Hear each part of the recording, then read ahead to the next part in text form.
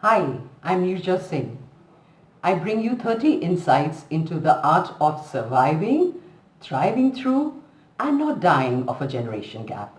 And these are for all adults in any position of authority, real or imagined, over millennials. Insight number 4. Well, Ria, name imagined.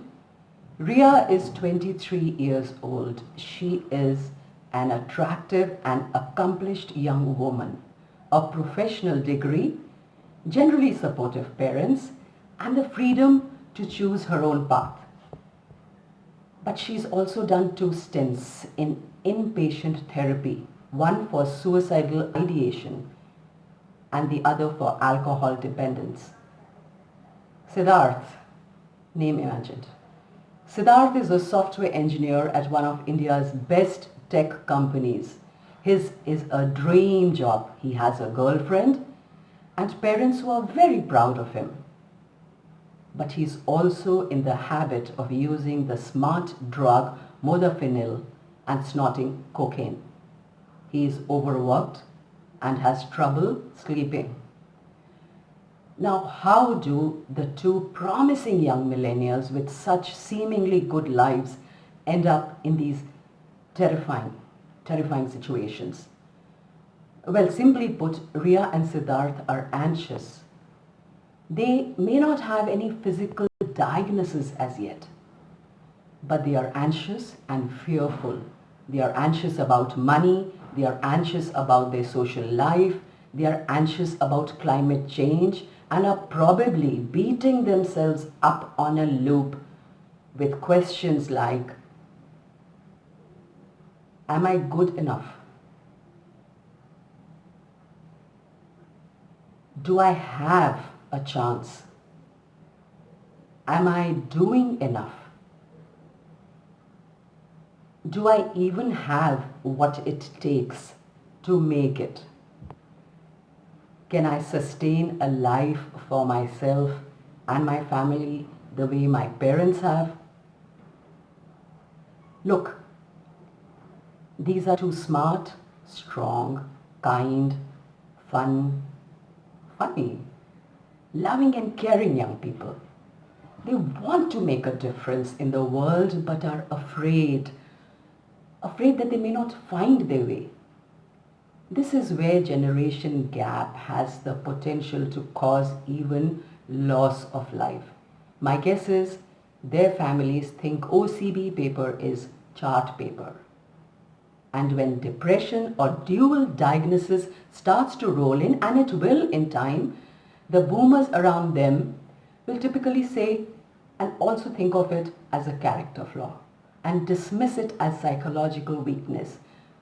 The thing is, they would be wrong in blaming it on laziness either. These are workaholics, remember? Now, families caught up in these unexpected and unfortunate circumstances are known to seek spiritual healing, but not a professional assessment and treatment, which is what could save a young life. Remember, half the workforce today is made up of millennials. How aware are we of their state of mind?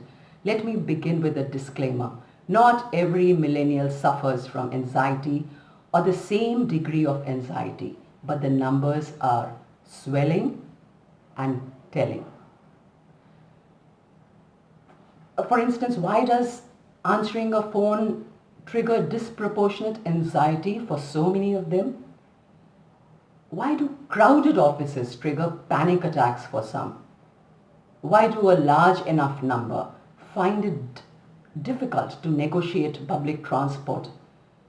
Why does strict dress code get so under their skin?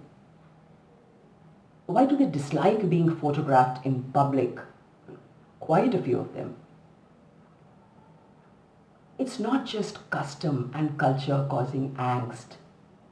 World events have intruded on vulnerable psyches with religious scandals, corruption, terrorist attacks, child abductions, murders, rapes, celebrity deaths. It rocks their sense of safety, security and certainty. Of course, there has been the intensive, over-involved but confused parenting. Is it any wonder that they are plagued by overthinking, excessive expectations, a harsh inner critic, and an obsessive need to achieve? Remember Zaira Wasim, the 19-year-old who won a national award for Best Supporting Actress in Amir Khan's Dangal? She came out on Instagram twice in the recent past.